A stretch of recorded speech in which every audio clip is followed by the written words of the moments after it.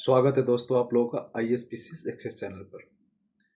अभी जो हम लोग BPSC PYQ का जो सीरीज चला रहे हैं उसमें फिजिक्स की अगली कड़ी में लेकर गए हैं प्रकाश, जिससे अब देखेंगे तो लगभग 45 प्रश्न पूछे गए हैं अब तक BPSC में। BPSC के जो भी एग्ज़ाम हुए, सिविल सर्विस, CDPO, टीचर, और ये टीचर तो अब होने लग गया है, बाकी सिविल सर्विस के जो भी एग्ज़ाम हुए हैं अब तक 71 तक, उसमें से लगभग 45 प्रश्न पूछे गए ऑप्टिक्स से। और इसी से अंदाज़ा लगाइए कि प्रकाश कितना महत्वपूर्ण है BPSC के लिए। जो भी अब तक अपडेट किया गया है, जो प्रश्न पूछे गए BPSC द्वारा फिर प्रकाश चैप्टर से, वो सारे का सारा मैंने ऐड कर दिया और कुछ एक्स्ट्रा फैक्ट्स ऐड कर दिया है। यकीन कीजिए, यदि आप ये क्लास करते हैं तो आपको बाहर से रिवीजन करने की ज़रूरत नहीं होगी।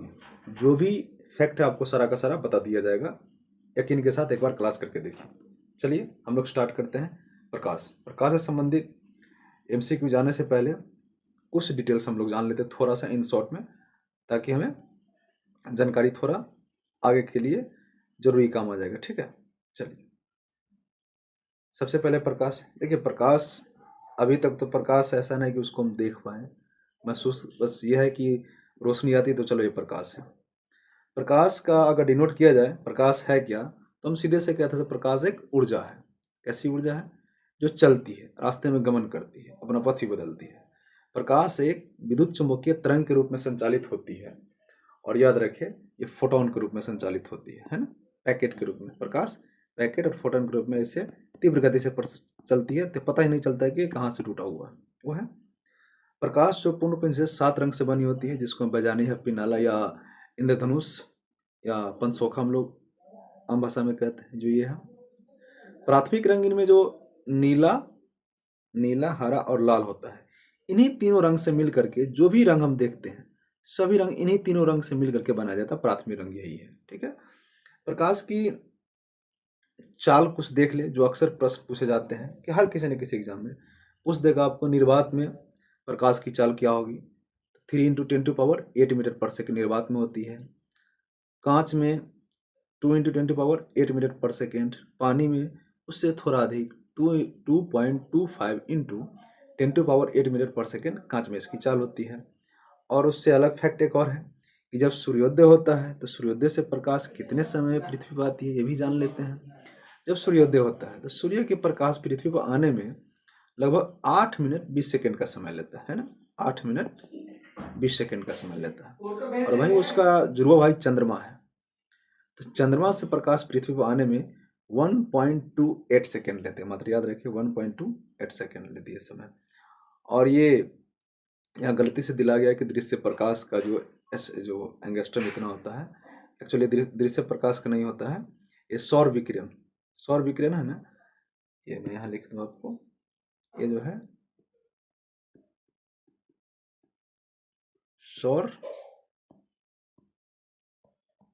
सौर विकिरण का जो प्रसार होता है 400 एंगस्ट्रम से 700 एंगस्ट्रम के बीच होता है। मूल रूप से हम लोग प्रकाश के बारे में थोड़ा ये जान लें कि प्रकाश एक्चुअली है क्या और ये होता क्या है। ठीक है, चलिए हम लोग अब स्टार्ट करते हैं अपना MCQ जो पूछा गया अब तक की BPSC में। पहला प्रश्न है, दृश्य स्पेक्ट्रम के तरंगदैर्घ्य की सीमा कितनी होती है? दृश्य स्पेक्ट्रम वो स्पेक्ट्रम होती है जिसे हम देख सकते हैं, दृश्य प्रकाश जिसे जो हम देखते हैं, उसके तरंगदैर्घ्य कितनी होती है? आपके सामने वीडियो है, पॉज कीजिए और जवाब दीजिए कमेंट बॉक्स में, या मौखिक रूप से अपना देते रहें। इसकी स्पेक्ट्रम सीमा जो होती है तरंगदैर्घ्य की होती है, मतलब दृश्य स्पेक्ट्रम की तरंग सीमा होती है 3900 एंगस्ट्रम से 7600 एंगस्ट्रम के बीच होती है। थोड़ा पानी पीना पड़ेगा। ये इसकी सीमा होती है। ठीक है, जो किस किस ईयर में पूछा गया सभी आपके प्रश्न के नीचे मैंने लिख दिया। ठीक है, दृश्य स्पेक्ट्रम के संबंध में कोई निश्चित समय मतलब सीमा रेखा निर्धारित नहीं किया गया, फिर भी यह व्यक्ति की जो उम्र, आंख की क्षमता, प्रकाश स्रोत की दूरी एवं तीव्रता आदि पर निर्भर करती है।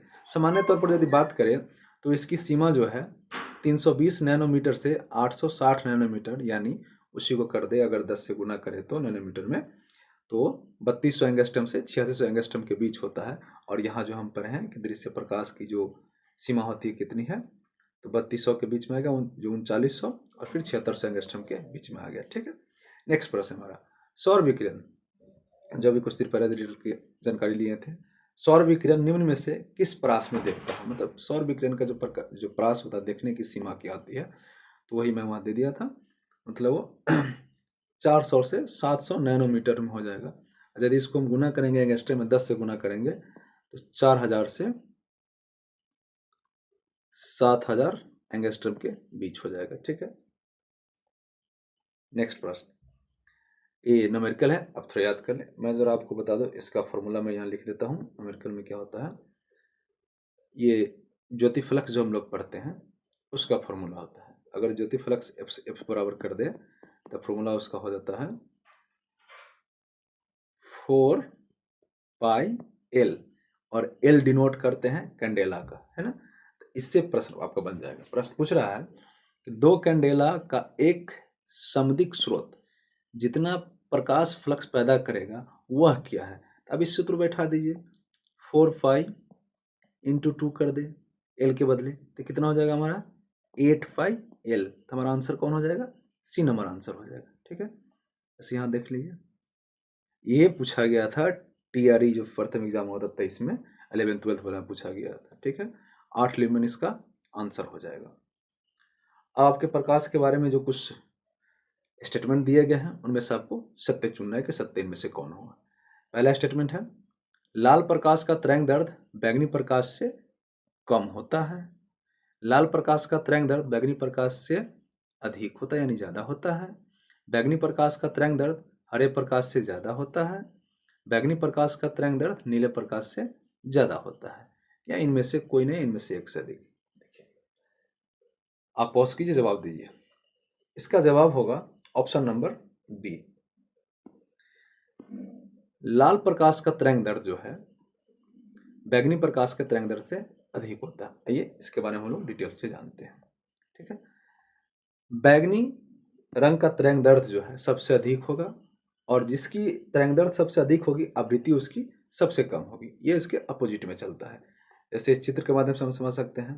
देखिए, लाल है, लाल प्रकाश का तरंग दैर्ध्य सबसे अधिक होता है और बैंगनी का है सबसे कम होता है, और जिसका तरंग दैर्ध्य सबसे कम होगा अपवर्तनांक उसका सबसे अधिक होगा,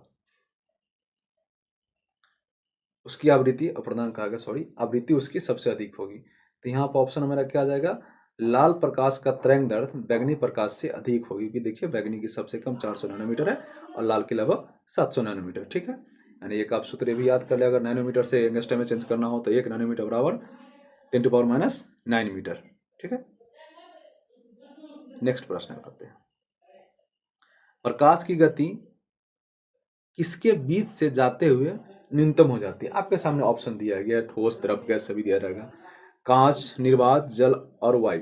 देखिए, जो जितना सघन होगा उससे प्रकाश गुजरेगी तो उसकी गति धीमी पड़ जाएगी। अब इसमें देख सकते हैं, इसमें सबसे ऑप्शन का अनुकूल जो है, सबसे इसमें जो घनत्व सबसे अधिक किसका है, कांच का। तो कांच में सब जो प्रकाश इंटर करेगी तो उसकी गति जो है कम जाएगी। क्योंकि देखिए निर्वात में प्रकाश की चाल लगभग 3 × 10⁸ मीटर पर सेकेंड होती है, और वहीं अगर हम जाते हैं पानी में, कांच में जाएंगे तो 2 × 10⁸ मीटर पर सेकेंड हो जाता है।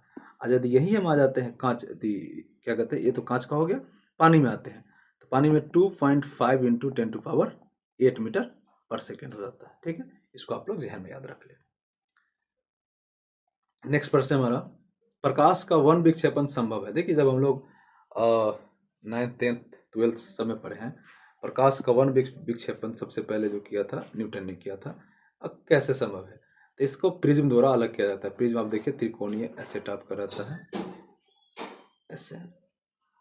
जब इससे हम प्रकाश को गुजारेंगे तो प्रकाश जो है अपने ऐसे गुजरेगा और ऐसे बढ़ता चला जाएगा। मतलब वो पुनः से श्वेत प्रकाश जो है 7 कलरों में अपना विभक्त हो जाएगा, और इसी से बनता है स्पेक्ट्रम, यानी इंद्रधनुष। जो उसका स्पेक्ट्रम बनेगा इंद्रधनुष बनेगा। तो ये जो क्या हो जाएगा, प्रिज्म द्वारा प्रकाश पर विक्षेपण संभव है। ठीक है, 66 में पूछा गया था प्रश्न। दूसरा है, ये आपको थोड़ा कंफ्यूज करने के लिए उसमें न्यूमेरिकल टर्म जोड़ दिया गया है, बाकी और कुछ नहीं है, ध्यान दे। और ये टीचर के एग्जाम में पूछा गया, टीआरई शायद 11th 12th या 9th में पूछा गया, नीचे देखने के काम में। अगर आप सवाल को प्रेम से पढ़ते हैं समझकर तो आधा सोल्यूशन हो जाएगा, बाकी आधा बन जाएगा ऑप्शन से। देखिए, कह रहा है कि 20 सेंटीमीटर फोकस दूरी के एक उत्तल लेंस है, बराबर है उत्तल लेंस, याद रखें। उसकी सतह पर सफेद घोड़े का प्रतिबिंब बनाने के लिए, देखिए लेंस है, उसके सतह पर प्रतिबिंब उतारने के लिए, है ना, बड़ी संख्या में काले रंग की पतली पट्टी बनाई गई है। बड़ी संख्या में, यहाँ लेंस मान लेते इतना छोटा है और इसकी प्रतिबिंब यहाँ हम लाने के लिए बड़ी संख्या में जो है काले रंग की पतली पट्टियां बनाई हैं। तो वह प्रतिबिंब कैसा होगा, काला है तो प्रतिबिंब कैसा होगा, ये देखिए कलर मिक्स करके कंफ्यूज करने के लिए। देखिए काला है तो ये क्या करेगा, प्रकाश को ऑब्जर्व करेगा। जब प्रकाश को ऑब्जर्व करेगा तो इससे कुछ थोड़ी होगा कि इसका छाया बन जाएगा, बिल्कुल छाया नहीं बनेगा। तो इसीलिए यह प्रतिबिंब जो बनेगी कम चमक वाली एक घोड़े की प्रतिबिंब। यदि वह प्रकाश रिफ्लेक्स करता तो चमक कुछ ज़्यादा होता, लेकिन ऑब्जर्व कर लेगी तो चमक नहीं बनेगी, कम चमक वाली घोड़े की ही प्रतिबिंब बनेगी। ठीक है, और यह 68 बीपीएससी में पूछा गया था, याद रखना। 68 थोड़ा टफ प्रश्न पूछा गया था। काली पट्टी केवल प्रकाश की तीव्रता को कम करती है लेकिन कोई छाया नहीं डालती है, इसीलिए कम चमक वाले घोड़े की प्रतिबिंब बनेगी। ठीक है, नेक्स्ट प्रश्न है फिजिक्स से है, सॉरी फिजिक्स तो पढ़ाई नहीं तो फिजिक्स से ही है। तो एक लेंस वाले चैप्टर से है। हम लोग अक्सर पढ़ते हैं कि चश्मा अगर डूब जाए तो उसे धुंधला दिखता है। क्यों दिखता है, ये जरूर देख लीजिए। एक उत्तल लेंस की फोकस दूरी, यहाँ ऐसे एफ लिखा हुआ है, एफ एल, फोकस दूरी बराबर 10 सेंटीमीटर है। ठीक ना, 10 सेंटीमीटर है। यदि पानी में इसे डुबो दिया जाए तो यह कार्य कैसा करेगा। देखिए जब भी लेंस हो, उत्तल लेंस हो, खासकर उत्तल लेंस, यदि उसको पानी में डुबोते हैं तो उसकी जो फोकस दूरी बढ़ जाती है ना। तो ऑप्शन आप देख लीजिए, इसके आपके सामने पड़ा हुआ ऑप्शन, इसके अनुसार क्या हो जाएगा कि फोकस लेंस जो है, लेंस की जो फोकस दूरी जो है, मैं जरा सही से लिखता हूं आपको, लेंस की जो फोकस दूरी है, फोकस दूरी बढ़ जाएगी कितना, 10 सेंटीमीटर बढ़ जाएगी, यानी एफ ग्रेटर देन 10 सेंटीमीटर। तो ऑप्शन क्या हो जाएगा हमारा, सी नंबर ऑप्शन। और ये बीपीएससी टीचर 9th-10th में पूछा गया था। टीचर ने बड़ी धाकर प्रश्न पूछा था। आप लोग पीवाई क्यू का रिविजन करते रहें तो वह कंसेप्ट क्लियर हो जाएगा। नेक्स्ट प्रश्न हमारा, फंसाने के लिए क्या क्या टर्म जोड़ा देख लीजिए, ये टीचर वाले में पूछा गया। हालांकि दृश्य प्रकाश में जल पारदर्शक होता है, बिल्कुल सही है। दूरस्थ वस्तुओं को जल की महीन बूंदों से निर्मित कोहरे में नहीं देखा जा सकता। देखिए प्रश्न क्या कह रहा है कि जल जो है वो क्या है, प्रकाश में, मतलब प्रकाश में जल पारदर्शक होता है, बिल्कुल पारदर्शक होता है, लेकिन पुनःप्रसवित नहीं होता है।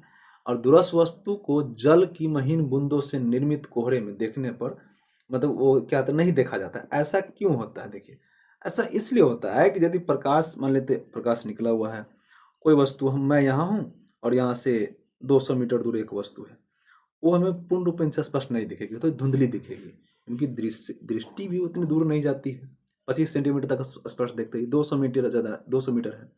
तो क्यों दिखता है, ऐसा इसलिए दिखता है कि जो पानी की जो बूंदें होती है, जब इस प्रकाश पड़ती है तो कई दिशाओं में बट जाती है, मतलब वो एक तरीके से फैलाव हो जाती है।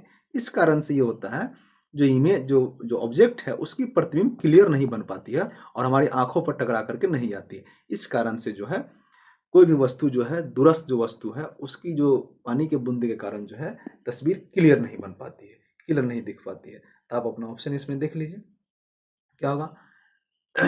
आपका ऑप्शन इसमें आ जाएगा, अधिकतर प्रकाश जो है बिखर कर आभासी अस्पष्टता निर्मित करती है। जाहिर सी बात है, जल की बूंद से अस्पष्टता, मतलब बिखराव होगा तो इमेज स्पष्ट नहीं बनेगी। ठीक है, बी नंबर ऑप्शन है अपना। मैं टिक करते जा रहा हूँ, बी नंबर ऑप्शन। आप लोग बता दें, टिक करें या नहीं करें, बताते रहें। ठीक है, और ये 9th-10th का जो टीचर का एग्जाम हुआ था अभी 23 में, उससे पूछा गया था।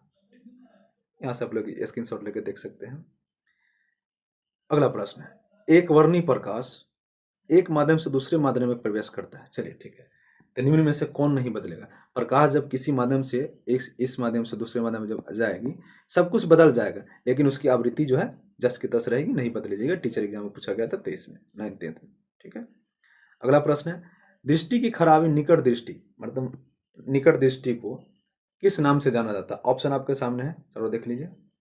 इसका ऑप्शन हो जाएगा ऑप्शन नंबर ए, क्योंकि जो निकट दृष्टि उसको क्या कहते हैं, मायोपिया। क्या कहते हैं दोस्त, मायोपिया। और दूर दृष्टि को हाइपरमायोपिया, तो ऑप्शन कोई नहीं है, ऑप्शन क्या हो जाएगा ई। और यह प्रश्न 65 में पूछा गया था। अब आ गए मायोपिया। देखिए मायोपिया से कई प्रश्न पूछे गए हैं और कैसे कैसे प्रश्न पूछेगा आप देखते रहिएगा। प्रश्न है, मायोपिया वह बीमारी है जिसमें व्यक्ति देख सकता है, अगर किसी व्यक्ति को निकट दृष्टि का दोष हो जाए तो उसको नजदीक की वस्तु नहीं दिखती है, दूर की वस्तु नजदीक की वस्तु स्पष्ट दिखती है, नजदीक की जो है वस्तु स्पष्ट दिखेगी, दूर की वस्तु स्पष्ट नहीं दिखेगी। मतलब जो दोष हो वहीं की वस्तु दिखेगी, निकट दृष्टि तो निकट की वस्तु स्पष्ट दिखेगी, दूर की नहीं दिखेगी। इसमें क्या हो, जिसमें व्यक्ति देख नहीं पाता, दूर की वस्तु को स्पष्ट नहीं देख पाता। ठीक है, ये भी टीचर वाले में पूछा गया था। थोड़ा वीडियो लंबा होगा, आप लोग सब्र के साथ बैठे रहें। ठीक है, नेक्स्ट प्रश्न, निकट दृष्टि देखिए कितना पूछ रहा है। निकट दृष्टि दोष किसके प्रयोग से उपचारित किया जा सकता है। अब निकट दृष्टि जब दोष हो गया तो उसमें कौन सा हम लेंस लगाएंगे। देखिए इसका एक ट्रिक आप लोग याद रख लें। निकट, इसमें क्या हो जाएगा,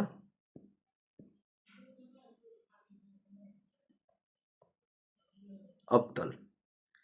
3 गो है तो 4 गो, और दूर, दूर में आ जाएगा उत्तल। 2 गो है तो 3 गो, जितना संख्या में होगा उसे 1 बढ़ा दीजिए। तो दूर दृष्टि को दूर करने के लिए उत्तल और निकट दृष्टि को दूर करने के लिए अवतल। तो ऑप्शन हमारा इसमें क्या हो जाएगा, अवतल। CDP में पूछा गया प्रश्न आपका। 14वें नंबर प्रश्न है, दृष्टि दोष जिसमें व्यक्ति दूर की वस्तु को तो स्पष्ट नहीं देखती है। देखिए दूर की वस्तु को स्पष्ट हम नहीं देखते हैं, लेकिन पास की वस्तु को स्पष्ट देखते हैं। वो कौन सा दोष है। देखिए शब्द बदल दिया गया, आपका आंसर वही होगा। आंसर क्या होगा, निकट दृष्टि हो गया। ठीक है, ये ऑडिटर में पूछा गया था। अवतल दर्पण, अवतल दर्पण द्वारा बनाया गया प्रतिबिंब वास्तविक, उल्टा, देखिए रियल हो, ठीक हो, उल्टा हो और वस्तु के आकार के बराबर भी हो, है ना। तो वैसी किस स्थिति में होगी अवतल दर्पण, जब हम प्रतिबिंब बनाएंगे अवतल दर्पण में तो वैसी स्थिति होगी हमारा कब होगा, जब वस्तु जो है वक्रता केंद्र पर हो, तो वक्रता केंद्र पर ही बनेगा, उल्टा बनता है, समान साइज का बनता है। ठीक है, ये अपना 70 में भी पूछा गया था। नेक्स्ट प्रश्न है, जब एक टेलीस्कोप के अभिदृश्यक लेंस का व्यास बढ़ता है तब टेलीस्कोप की वेधन क्षमता क्या होती है। जब टेलीस्कोप है उसकी जो दृश्य लेंस है उसकी क्षमता बढ़ाएगी तो क्या होगा, टेलीस्कोप की देखने की क्षमता भी, वेधन क्षमता भी क्या होगी, बढ़ जाएगी, क्योंकि क्षमता जो है व्यास पर निर्भर करती है। जितना चौड़ा लेंस होगा उतनी स्पष्ट क्लियरिटी दिखाई देगी। 17वीं का पूछा गया प्रश्न है। 17 नंबर प्रश्न है, प्रकाश में 7 रंग होते हैं और रंगों को अलग करने का तरीका क्या है। बस वही है, देखिए उलट पलट करता रहता है, क्या है, तो एक प्रिज्म से रंगों को हम अलग अलग कर सकते हैं। नेक्स्ट प्रश्न है, प्रश्न वही है, भाषा बदल जाता है, इसीलिए आप लोगों को कहते हैं कि PYQ रिवीजन करते रहें, इससे कंफ्यूजन क्लियर होता रहता है। एक कब का पूछा गया था, 95 BPSC का पूछा गया था, सॉरी 40वीं BPSC 95 जब लोगों का जन्म हुआ था। आगे है, यदि किसी ऐनक यानी चश्मा के शीशे की शक्ति जो है +2 डायोप्टर है, ठीक है, तो इसकी फोकस दूरी क्या होगी, याद कर लीजिए। जब भी फोकस दूरी जो हो गया कौन सा है, शक्ति +2 है, तो प्लस है तो याद रखिए इसमें उत्तल ही होगा, है ना, प्लस वाला उत्तल, माइनस वाला में अवतल होता है। तो इसमें F बराबर 1/d होता है, और d क्या हो जाएगा, डायोप्टर शक्ति होगा। तो 1/d, जरा मैं इसको मिटा दूं, सवाल न्यूमेरिकल बनाते चलिएगा तो आपका समस्या नहीं होगा। 1/d 2, इसको काटेंगे तो क्या हो जाएगा, 0 मरतबे फिर 5, इतना 5 मीटर हो गया, लेकिन हमको सेंटीमीटर में है। अब मीटर को सेंटीमीटर चेंज करने के लिए क्या करेंगे, 100 से गुना करेंगे तो क्या हो जाएगा हमारा 50 सेंटीमीटर। आंसर मेरा क्या हो जाएगा, आंसर नंबर सी। ठीक है, नेक्स्ट प्रश्न पे आ जाइए। श्वेत प्रकाश को नली में कैसे उत्पन्न किया जाता है। देखिए श्वेत प्रकाश कहने का इनका अर्थ है एक ट्यूबलाइट है, जो पहले हम लोग मरकरी कहते थे, अब तो बहुत कम है।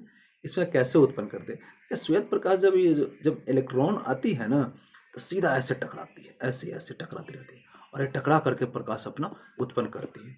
इसमें अब ऑप्शन आपके अनुसार क्या होगा, देखिए, अरे जो लगी रहती है ये यहाँ पर जो इस समान सब इससे टकराती रहती है। तो क्यों टकराएगी, जब ये गर्म होगा तो इलेक्ट्रॉन इधर उधर भागेगा। तो आपके सामने ऑप्शन क्या आ जाएगा, तंतु को गर्म करके जो है इसमें जो है उसको नली में प्रकाश उत्पन्न करते हैं। सौर भट्टी, देखिए कितना आसान प्रश्न पूछ दिया कभी कभी। सौर भट्टी में प्रयुक्त होता है, मतलब सौर सेल में प्रयुक्त क्या करते हैं? सौर सेल में हमारा अवतल दर्पण है, ठीक है। अवतल दर्पण से प्रकाश को क्या करते हैं? एक जगह एकत्रित कर देते हैं। तो इसमें कौन हो जाएगा? सौर भट्ठी में अवतल दर्पण का प्रयोग करते हैं। री एग्जाम हुआ था 65 क्वेश्चन पूछा गया था। सेकंड प्रश्न है, अति सूक्ष्म वस्तुओं को देखने के लिए किस यंत्र या किस प्रकाश के उपकरण का प्रयोग करते हैं? छोटे से छोटे माइक्रो कण होता है, उसको देखने क्या करते हैं? माइक्रोस्कोप का प्रयोग करते हैं। नेक्स्ट प्रश्न हमारा, ये 65 में पूछा गया था। ट्यूबलाइट में प्रकाश किस पर निर्भर करता है? देखिए दोबारा उसी प्रकार का प्रश्न आ गया, लेकिन भाषा अलग है। ट्यूबलाइट में प्रकाश किस पर निर्भर करता है? अभी आपको बताए थे, जो प्रकाश जो निर्भर करेगा, ये जो वस्तु जो होती है यहाँ पर, उससे टकराएगी, गर्म होकर के तो निकलेगी। इसमें क्या, ट्यूब में एक ठोस धातु होती है जिसको प्रतिदीप्ति कहती हैं, और उसी में जो ट्यूब लाइट में प्रकाश जो निर्भर करता है, ये जो धातु होता है, ठोस धातु, इस पर, इससे टकरा करके, और देखिएगा इसमें बहुत सारे जो छोटे छोटे गैस होते हैं, गैस में भी धातु के टुकड़े रहते हैं, उससे टकरा करके इलेक्ट्रॉन जो प्रकाश उत्पन्न करता है, तो निर्भर किसके करेगा? ट्यूब में जो है ठोस जो धातु होता है उस पर निर्भर कर, ठोस प्रतिदीप्ति या ठोस कण पर। शीशा, शीशा का उपयोग, जो हम लोग शीशा पढ़ते हैं पीबी, शीशा का उपयोग कहाँ करते हैं? याद रख लीजिए, जो इंटरनेट जो चलती है, ऑप्टिकल फाइबर होती है, उसमें शीशा का प्रयोग हम लोग करते हैं, बहुत फास्टेस्ट में भागती है। इसमें ऑप्शन के अनुसार क्या हो जाएगा? प्रकाश का संचरण हेतु हो जाएगा, ठीक है। CDPO 2005 में पूछा गया था। और ये जो है, इसकी परमाणु संख्या पीबी की मतलब 82 होती है और संकेत पीबी होती है, ठीक है। नेक्स्ट है, नाई की दुकान मतलब सैलो में यदि जाते हैं तो समतल दर्पण कैसे रखा जाता है? एक के पीछे एक, सामने एक, यानी समानांतर, एक दूसरे के समानांतर रखते, तब तो कई सारे इमेज बन जाते हैं, ठीक है। नेक्स्ट प्रश्न हमारा, जब प्रकाश एक माध्यम से दूसरे माध्यम में जाती है तो निम्न में से कौन सी क्रिया है जो नहीं बदलेगी? देखिए फिर से आ गया प्रश्न, जब प्रकाश किसी माध्यम से दूसरे माध्यम में जाएगी, गति बदल जाएगी, तरंगदैर्घ्य बदल जाएगी, अपवर्तनांक बदल जाएगा, लेकिन आवृत्ति उसकी नो चेंज। आवृत्ति क्या होगी? जस के तस रहेगी। तो ऑप्शन क्या हो जाएगी? सी ऑप्शन मेरा हो जाएगा। 66 में पूछा गया था, पढ़ने में काम आने वाले ग्लास लेंस जो है, ग्लास का लेंस जो है, किस प्रकार का लेंस होता है, कैसे लेंस वह बने जाते हैं, ठीक है। देखिए आपको चौंकाने के लिए पूछा गया, यदि पूछ दिया पढ़ने में आने वाले ग्लास, जाहिर सी बात है, जिस व्यक्ति के पास निकट दृष्टि दोष हो, तो निकट दृष्टि दोष हो तो पढ़ने के लिए हम नजदीक रखेंगे 25 सेंटीमीटर, तो निकट दृष्टि दोष वाले भाई को तो नजदीक का वस्तु दिखेगा ही, लेकिन जिसको दूर दृष्टि दोष हो, दूर वाले को नजदीक की वस्तु नहीं दिखेगी, दूर की वस्तु दिखेगी। तो ये पूछ रहा है ये प्रश्न, जिसको दूर दृष्टि हो उसको कौन सा लेंस लगाए ताकि वो पढ़ सके। प्रश्न को ऐसे समझिए, है ना। तो अब आपके सामने ऑप्शन पूरा क्लियर हो गया होगा, किसे क्या कहेंगे। या देखिए कि पढ़ने आने वाले जो ग्लास होता है किस लेंस का बना होता है, तो किसका बनेगा? उत्तल लेंस का बनेगा। दूरदृष्टि वाले के लिए 3 को उत्तल लेंस, ठीक है। नेक्स्ट प्रश्न है भाई, कॉनकेव लेंस को कहते हैं। दर्पण के सामने खड़े एक व्यक्ति को अपना प्रतिबिंब जो है अपने से बड़ा लगता है। भाई व्यक्ति जो है 10 सेंटीमीटर का है, लेकिन यहाँ पर जो उसका जो दर्पण लगा हुआ है उसमें इसका लगता है कि मेरा प्रतिबिंब 15 सेंटीमीटर का है। अब इमेज से पता लगेगा कि कौन सा दर्पण है, तो जाहिर सी बात है समतल में बनेगा नहीं, उत्तल में छोटा बनता है, बेलनाकार में तो और टेढ़ा मेढ़ा बन जाता है। तो मेरा कौन सा बच गया? अवतल दर्पण। अवतल दर्पण में प्रतिबिंब हमेशा जो है बड़ा बनता है, और 67 में पूछा गया था बीपीएससी में। आवर्धक कांच में किस प्रकार का लेंस प्रयोग किया? देखिए आवर्धक का मतलब क्या होता है? बड़ा, है ना। तो आवर्धक कांच में किस प्रकार का हम लेंस प्रयोग करते हैं? हमारे सामने यही है, ठीक है। इसमें क्या हो जाएगा? नतोत्तर अवतल, समतल, उत्तल, आवर्धक कांच। ये कहीं प्रश्न गलत तो नहीं मैंने लिख लिया? नहीं, प्रश्न गलत नहीं है, बिल्कुल गलत ही नहीं है। आवर्धक कांच में किस प्रकार के लेंस का प्रयोग किया जाता है? तो इसमें आ जाएगा उत्तल लेंस का। आवर्धक जैसे हम लोग जो वो क्या कहते हैं, जैसे ट्यूबलाइट वगैरह जो देखते हैं गाड़ी में, आवर्धक कांच लगाया जाता है, जो प्रकाश जो है दूर तक जाना चाहिए उसमें, ठीक है, और उसका फैलाव होगा ऐसे एक केंद्र बिंदु पर। तो आवर्धक कांच में किस प्रकार का लेंस का प्रयोग करते हैं? उत्तल लेंस का प्रयोग करते हैं। प्रकाश विकिरण की प्रकृति होती है कैसी? प्रकाश विकिरण है जो उसकी प्रकृति पूछा जा रहा है, प्रकृति आपके सामने कैसी होती है। देखिए बहुत पुराना प्रश्न, लेकिन कितना अच्छा क्लाइमेक्स वाला 1 लाइनर क्वेश्चन है, लेकिन ये फंसाने वाला है। प्रकाश विकिरणों की प्रकृति कैसे होती है? आप पूछेगा तरंग के समान होगा, कण के समान होगा या कैसा होगा? तो प्रकाश जो विकिरण उसकी प्रकृति होती है तरंग एवं कण दोनों के समान होता है। तरंग भी है और कण भी है प्रकाश, इसलिए दोनों के समान प्रकाश की प्रकृति होती है। प्रकाश तरंग भी है और कण भी है। नेक्स्ट प्रश्न हमारा, विवर्तन झंझरी जिसको डिफ्रैक्शन ग्रेटिंग कहते हैं, विवर्तन झंझरी का उपयोग करके विवर्तन पैटर्न प्राप्त करने के लिए नीली रोशनी का मतलब नीली रोशनी के किरण का उपयोग किया जाता है। ठीक है, किया गया था। यदि उसके स्थान पर नीली रोशनी की जगह पीली रोशनी का प्रयोग करें तो क्या होगा? देखिए, नीली रोशनी कर रहे हैं लेकिन पीली रोशनी का हम प्रयोग करेंगे तो क्या होगा? ऑप्शन नंबर इसमें आगे भी है क्या, मुझे मैं देख लूं। नहीं, बस डी ही ऑप्शन है। तो इसमें तरंग दैर्ध्य का खेल होता है मेन चीज। ठीक है, इसमें जिसका तरंग दैर्ध्य ज्यादा हो कम उसका डिपेंड करता है।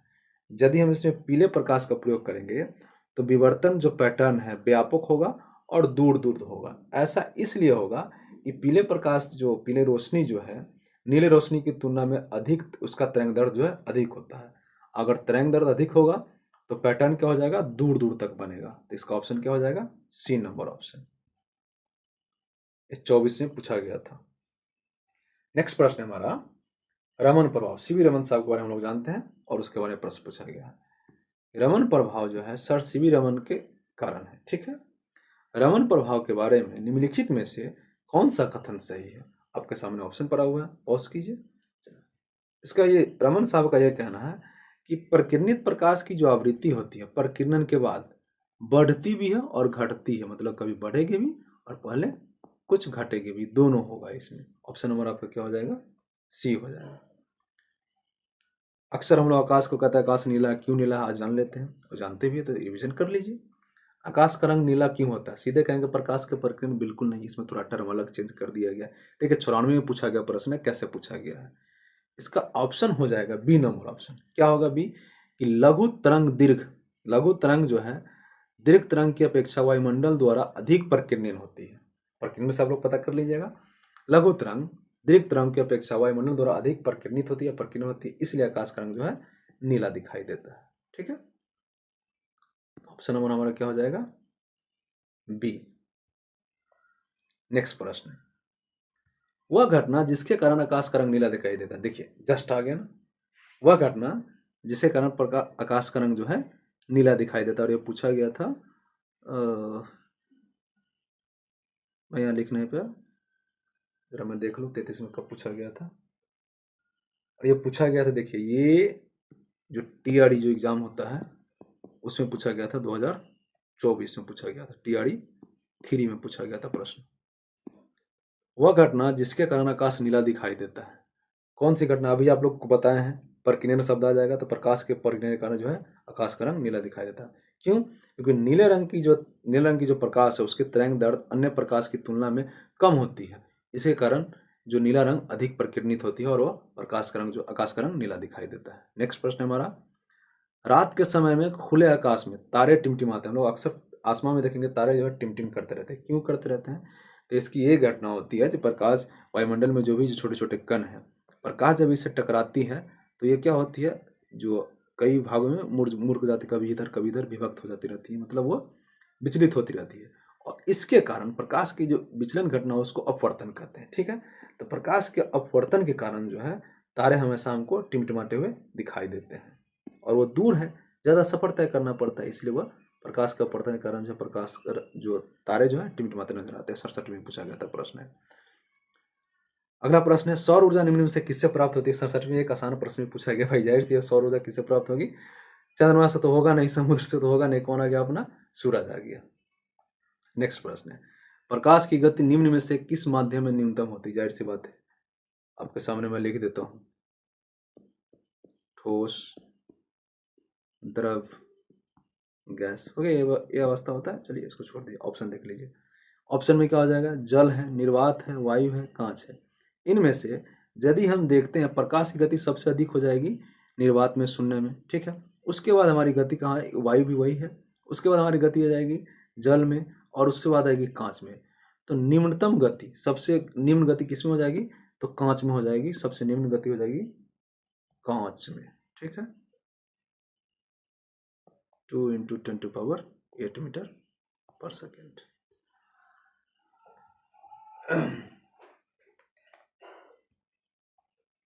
67वीं री एग्जाम में पूछा गया था प्रश्न। नेक्स्ट प्रश्न है, सूर्य के प्रकाश का धरती के सतह पर पहुंचने में लगा गया समय, जैसा मैं पहली बार बताया था प्रोस्पेक्टस में, देख लीजिएगा।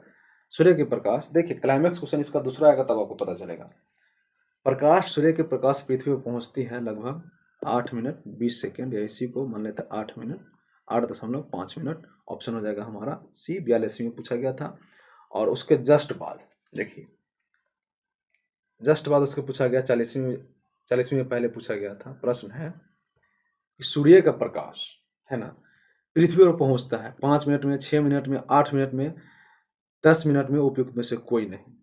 अब आयोग का ये कहना है, कोई वजह जाएगा तो क्या करेगा, 8 मिनट नजदीक में है तो मार के आएगा, लेकिन आयोग का कहना नहीं, सूर्य की प्रकाश जो एग्जैक्ट जो है 8 मिनट 20 सेकेंड या 8.5 मिनट में पहुंचती है। तो ऑप्शन में ऐसा कुछ नहीं है, इसीलिए ऑप्शन इसका क्या होगा, डी नंबर ऑप्शन हो जाएगा। ठीक, आगे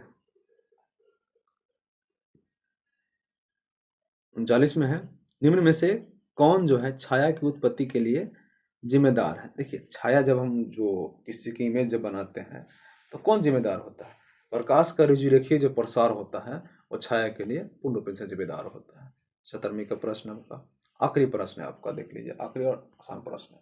निम्नलिखित में से कौन वैकल्पिक ऊर्जा का सबसे बड़ा भंडार है। हमारे पास ऊर्जा का अगर हवा रहे, पानी रहे और परमाणु ऊर्जा रहे और सौर ऊर्जा रहे, तो सबसे ज्यादा भंडार किसके पास होगा, सबसे अधिक भंडार जो होगा सौर ऊर्जा के। सौर ऊर्जा कभी खत्म ही नहीं होगी, देख समय बहुत ज्यादा है उसका, बाकी जो भी स्रोत है खत्म हो जाएगा। तो इससे ऑप्शन क्या हो जाएगा हमारा, ए। तो ये जो रहा अब तक का जो भी प्रश्न पूछा गया था बीपीएससी द्वारा, है ना दोस्त, बीपीएससी का जो भी प्रश्न पूछा गया था एमसीक्यू, वो सारे के सारे प्रश्न आपको मैंने करा दिया है। जो कुछ छूटा होगा बताइएगा। आपको किसी टॉपिक में प्रॉब्लम हो कमेंट कीजिए, इंस्टा पर जाइए, IAS PCS एक्सेस जो है चैनल, उसको फॉलो कीजिए। आपको daily update, current update, science, सारे सब्जेक्ट का अपडेट उस पर पोस्ट मिलता रहेगा। यूट्यूब के पोस्ट सेक्शन में जाइए, वहाँ आपको मिलेगा सारा का सारा। टेलीग्राम चैनल ज्वाइन कर लीजिए, सभी का PDF आपको मिल जाएगा। आपको ये लेक्चर कैसा लगे जरूर बताइएगा, अच्छा लगे दोस्तों के पास शेयर कीजिए, और अपनी तैयारी को बेहतर से बेहतर बनाने के लिए IAS PCS एक्सेस के साथ लगे रहिए। नमस्कार।